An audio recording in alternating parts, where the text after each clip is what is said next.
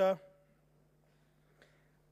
I stand here this afternoon to do my maiden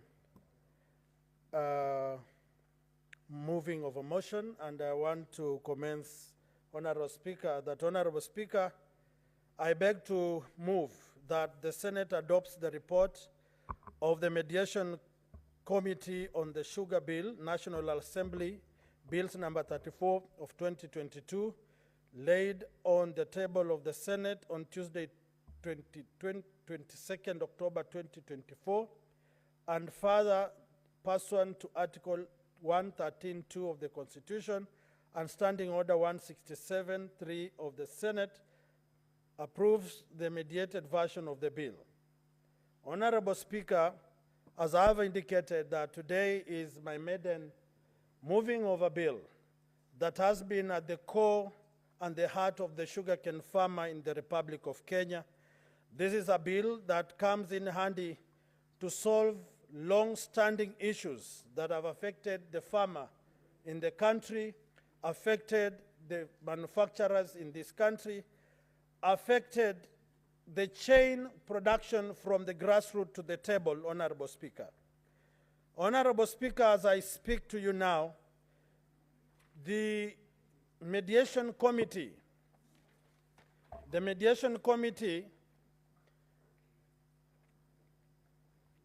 appreciates that the Sugar Bill aims to reinstate the Sugar Act that previously replaced by the Crop Act in 2013.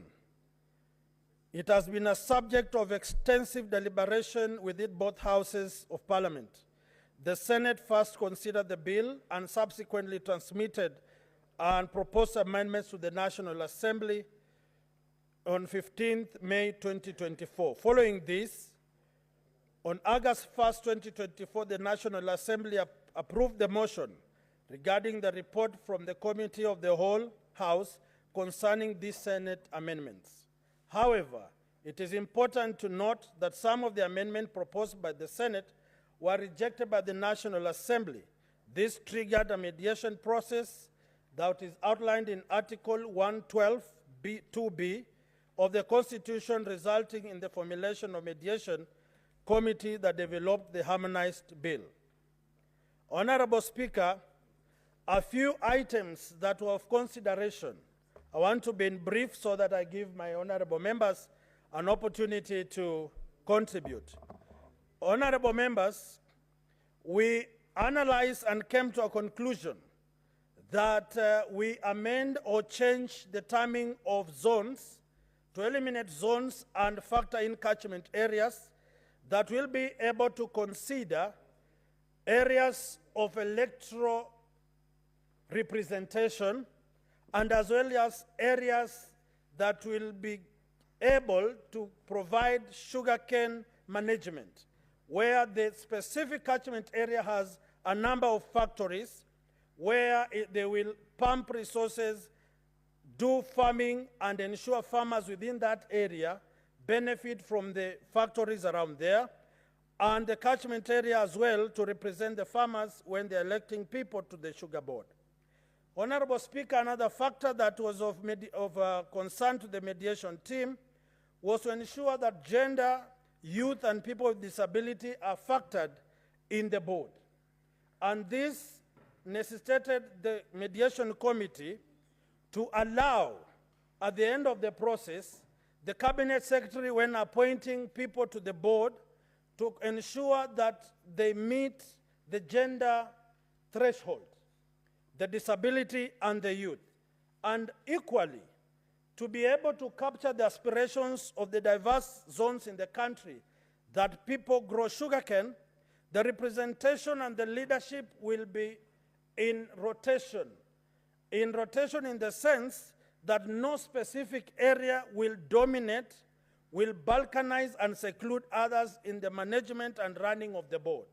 And that mandate has been given to the ministry to ensure regulations are in place to ensure that that factor is enshrined in the law.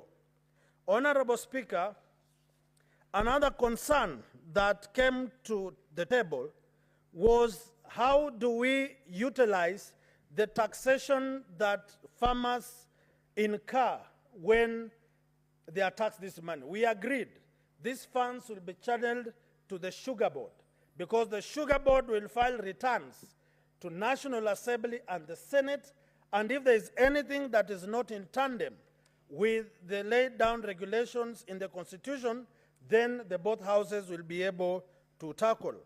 Honorable Speaker, another matter that was of concern was the choice of a professional on the board. We agreed as a team and the mediation that the minister, will get a professional in line in sugarcane development technology, not less than 10 years, in a recognized institution in the Republic of Kenya. This is a person with the technical know-how, experience, and deep research to be able to inform the board on the changing dynamics in the sugar sector.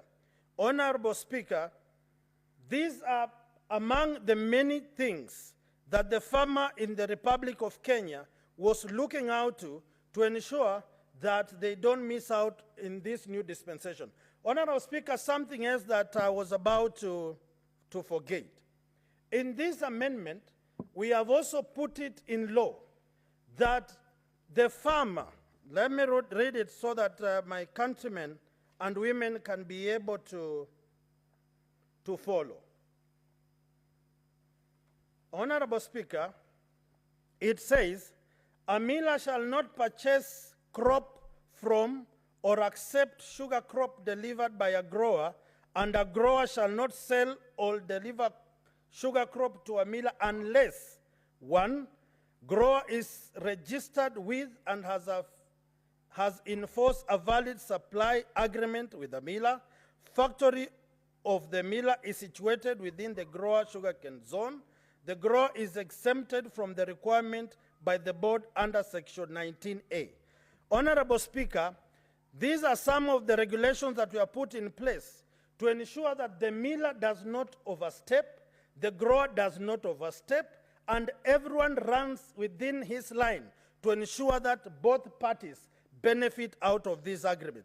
And further, there is a provision here that if a factory is not able to mill, it can get into an agreement with another miller to ensure that the agreement it has with the farmer is in cognizant and within the premise of the agreement where the farmer does not suffer any loss. Honorable Speaker, as I conclude, this is a new chapter for the Republic of Kenya, the farmer in Western, the farmer in Nyanza, the farmer in Kisii, the farmer in Mombasa, that this time the sugarcane farmer will benefit out of his sweat, the manufacturers will earn profit out of their hard work, and the country will get taxes out of this process. Finally, we agreed that industrial sugar cannot be imported for free.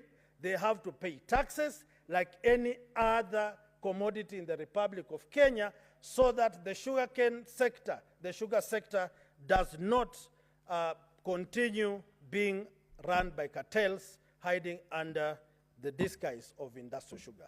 I therefore I beg to move and call upon my senior brother, my alumni of Musingo High School, Daktari himself, the only bullfighter in the house, to come and do the necessary. And second, Senator, thank you, Honorable Speaker. Senator Boni Halole. Thank you, Madam Speaker. Madam Speaker, it's so impressive that the Senator of Bungoma is barely 2 years old in this House. But you can see, Madam Speaker, the way he has moved this bill so ably. And I want to congratulate him, but not surprising, because he shares the same DNA with Henry Pius Masinde Muliro, freedom fighter, one of the founding fathers of this nation. Madam Speaker, I am very happy